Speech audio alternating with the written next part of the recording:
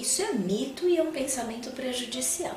Eu costumo falar que se é um ato de comunicação, que chame a atenção, sim, em vida, né? Porque eu também, como eu acompanho enlutados, a pior coisa que os enlutados fazem, eu devia ter falado, eu deveria ter ouvido quando ele pediu ajuda. Você entende? Então, assim, eu acho que assim, é um processo que é um estresse, você lidar com uma pessoa que fala que quer se matar, é um processo, tanto é que um dos meus depoentes da pesquisa de doutorado, ele traz a ideia de que o processo do suicídio é um processo de estresse antes, durante e depois. Né? E aí então ele fala e traz uma metáfora de um elástico que é um processo entre tensão e relaxamento. Que é um processo que é angustiante, que dá muita raiva, que traz muito entristecimento e traz muita impotência no familiar que tem que conviver com uma pessoa que fala que quer tentar se matar. Então isso é visto, então vem com esse jargão de que a pessoa quer chamar a atenção. E aí eu falo, para acolher também este familiar que fala, só quer chamar a atenção, é o que talvez ele esteja falando, eu estou tão cansado de ficar atrás e correndo atrás dessa pessoa e cuidando, que eu prefiro falar que é um problema dela. Quando eu falo eu chamar a atenção, eu começo a me isentar dessa necessidade de ficar socorrendo. Então quando eu percebo que algum familiar está falando, ela está fazendo isso só para chamar a atenção, eu também acolho esse familiar e falo, eu imagino que esteja sendo muito difícil para você também cuidar desta pessoa, porque não é fácil, né? Às vezes a gente não consegue nem socorrer a gente mesmo, a gente não consegue nem acolher a gente mesmo, tem que ficar cuidando da vida do outro, né? Essa não é a tua função. Mas eu entendo que existe uma comunicação.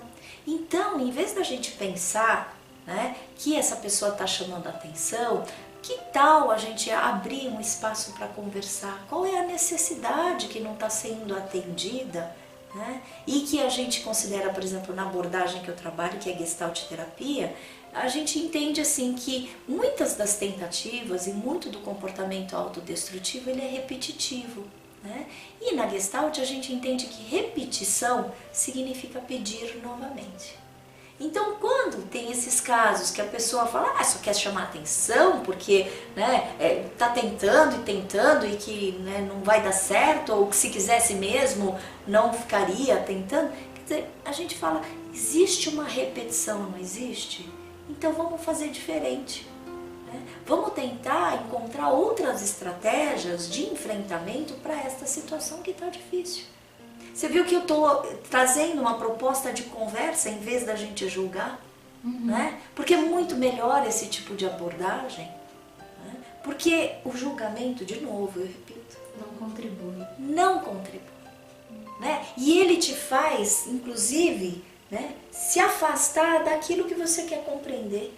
E ser afastado, porque também as pessoas que são julgadas, as pessoas, por exemplo, que tentam um suicídio, elas não são legitimadas na dor dela e, inclusive, uma das coisas que a gente precisa tomar cuidado é que quando a morte não é consumada, é muito difícil da pessoa se reinserir socialmente.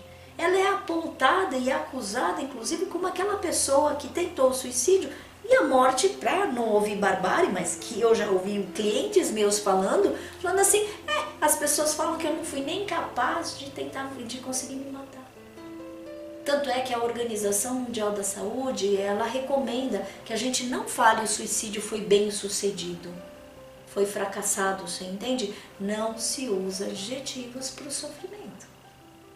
Então isso a gente tem que estar com muita clareza, né? Principalmente quando a gente fala de prevenção ao suicídio. São esses mínimos cuidados, e eu gosto de uma frase do Rubem Alves, que ele fala assim, existem ouvidos que são virginais, e palavras que são verdadeiros estupros.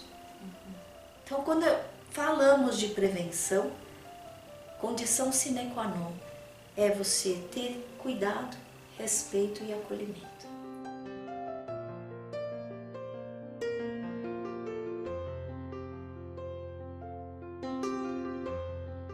O resultado da minha tese se é que tem resultado de tese de doutorado, mas assim, uma das discussões que eu trago, e eu coloco uma ilustração do Marcel Rosa, que é o designer que fez. Eu falei, Marcel, eu quero que você faça uma ilustração que depois eu mostro para vocês, porque se calar, se o falar é importante, tão importante, né? Então assim, a ilustração que eu pedi para ele fazer um lado tem uma pessoa com um cadeado, um outro uma pessoa chorando e no meio um grito, né? E aí então eu falo, bom, quem grita é porque não se sente ouvido. Então, quando alguém fala pra você, eu quero me matar, é que ela tá falando. De fato, ela tá. Porque é uma coisa eu falo assim, não, você não tá falando o que você sente. Isso é loucura da gente. O sentido é do sentidor, aquele que sente a dor. Só você sabe qual é a tua dor. Então você tem total direito de se comunicar e falar sobre a sua dor. Então quem somos nós pra gente falar, você não tá falando a verdade? Eu não truco, sabe? Eu não duvido. Se a pessoa fala, eu tenho uma vontade de morrer, eu vou levar a sério e falar, olha, de certa forma, alguma coisa não tá bem.